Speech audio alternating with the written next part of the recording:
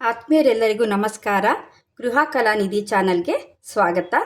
ಇವತ್ತು ಮಾಡ್ತಾ ಇರುವಂಥದ್ದು ಹಲಸಿನಣ್ಣಿನ ದೋಸೆ ಜೊತೆಗೆ ನೀರು ದೋಸೆ.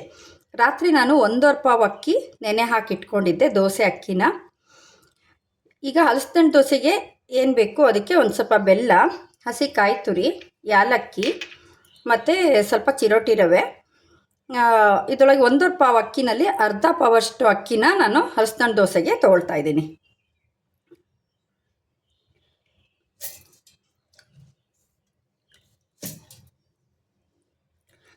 ಅರ್ಧ ಪಾವಷ್ಟು ಅಕ್ಕಿ, ಒಂದು 4 ಏಲಕ್ಕಿ, ಇಷ್ಟು ಹಲಸಿನಣ್ಣು ತೊಳೆ ಒಂದು 20 ಇದೆ, ಜೊತೆಗೆ ಒಂದು ಸ್ವಲ್ಪ ಕಾಯಿ ತುರಿ. ಇದಿಷ್ಟು ಹಾಕಿ ನಾವು ಇಡ್ಲಿ ಹಿಟ್ಟಿನ ಹದಕ್ಕೆ ರುಬ್ಕೊಬೇಕು.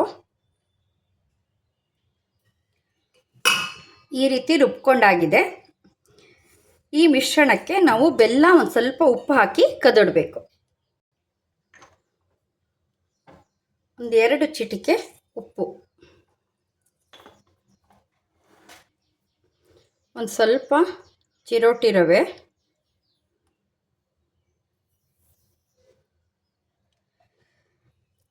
ನಮ್ಮ ಮಲೆನಾಡಿನ ಬೆಲ್ಲ, ಜೋನಿ ಬೆಲ್ಲ.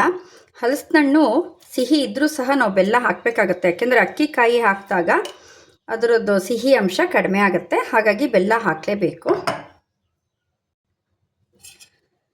ಚೆನ್ನಾಗಿ ಮಿಕ್ಸ್ ಮಾಡಿಬಿಟ್ಟು ಒಂದು 10 ನಿಮಿಷ ನೆನೆಯಕ್ಕೆ ಬಿಡಬೇಕು.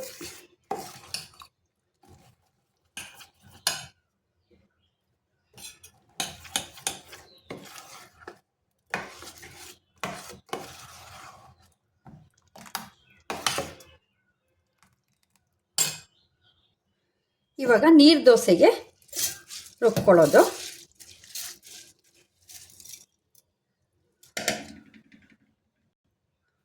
ಜೊತೆಗೆ ಒಂದು ಸ್ವಲ್ಪ ಕಾಯಿ ತುರಿ, ಗಂಧದ ಥರನೇ ರುಬ್ಕೊಬೇಕು, ಆವಾಗಲೇ ಚೆನ್ನಾಗಿ ಬರೋದು.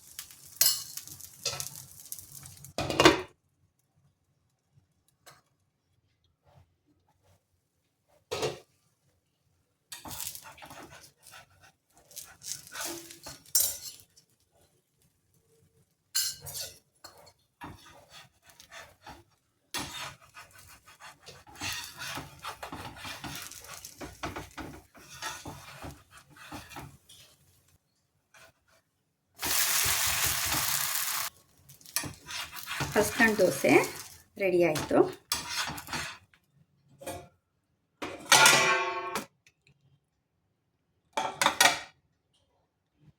ನೋಡಿದ್ರಲ್ಲ ಆತ್ಮೀಯರೇ, ನೀರು ದೋಸೆ ಮತ್ತು ಹಲಸಿನಣ್ಣಿನ ದೋಸೆ. ಹಲಸಿನಣ್ಣು ದೋಸೆ ಮೇಲೆ ತುಪ್ಪ ಹಾಕ್ಕೊಂಡು ತಿನ್ನಬೇಕು, ನೀರು ದೋಸೆಗೆ ಚಟ್ನಿ. ಈ ವಿಡಿಯೋ ಇಷ್ಟ ಆಯಿತು ಅಂತಂದರೆ ಒಂದು ಲೈಕ್ ಕೊಡಿ, ಶೇರ್ ಮಾಡಿ, ಸಬ್ಸ್ಕ್ರೈಬ್ ಮಾಡಿ. ಧನ್ಯವಾದಗಳು.